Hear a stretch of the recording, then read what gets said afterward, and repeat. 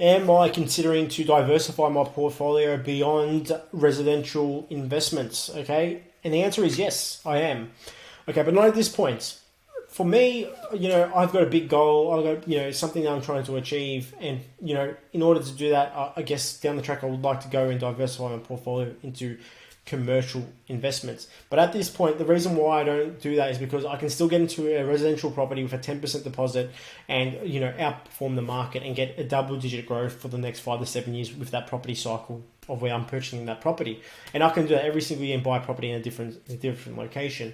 And my strategy is to eventually get into a big commercial asset anywhere from like $1.5 million or more or above. And the reason why I want to go for a big commercial property is because one is you get a longer tenant in that will be in the property for 10 years plus. Okay, so you got longer leases, less volatility. Number two, bigger cash flow. Okay, so the cash flow is much more aggressive. You get higher cash flow. As soon as you start to go 2 million plus, you're looking at 6 figures, and so something like that is going to be a great asset. Okay, to have in your portfolio, and you probably only need one of those properties, and that's going to be paying off your, that can give you that financial freedom. Number three is you get great depreciation when you have these type of commercial properties that are kind of new as well, and that's going to help with if you've got a high income coming in, and so that's going to give you that flexibility as well to minimizing your taxable income. So these are the things that I look at with commercial investment that I eventually want to get into. But as we all know, commercial assets like that, you don't put down a small deposit. It's you're probably looking 30 to 40%, maybe sometimes more.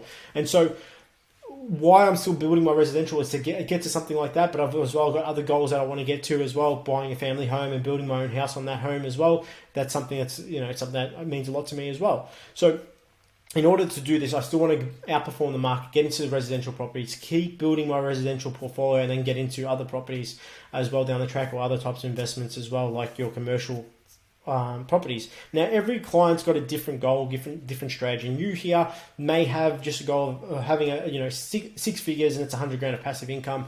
So you may only need 4 or 5 properties, and that's it. And then we just put a strategy into paying off those properties. Not everyone has to go into commercial, and sometimes it might not be the best asset at that point in time as well.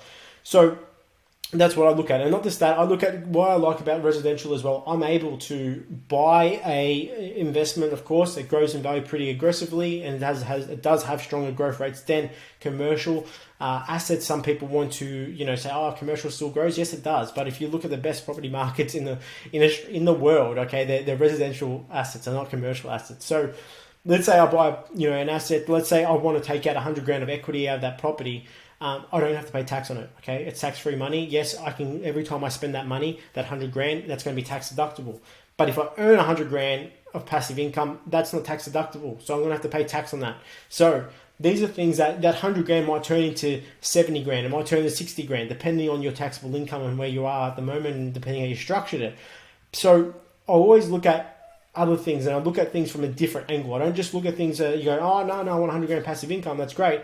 Hang on a sec. If I had 100 grand of equity I released, then I could use it for whatever I want. I don't have to pay tax on it. It's 100 grand. It's not 100 grand, then after tax, it's maybe 70 grand or less. So these are things to take in consideration.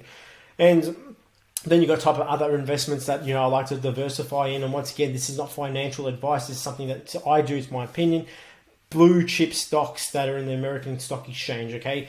Companies like Apple, Walmart, these companies here, will never go out of business. They've been around for years, and they just keep outperforming the market. If you look at Apple's stock, it just keeps going up. You look at Microsoft, it keeps going up and up and up.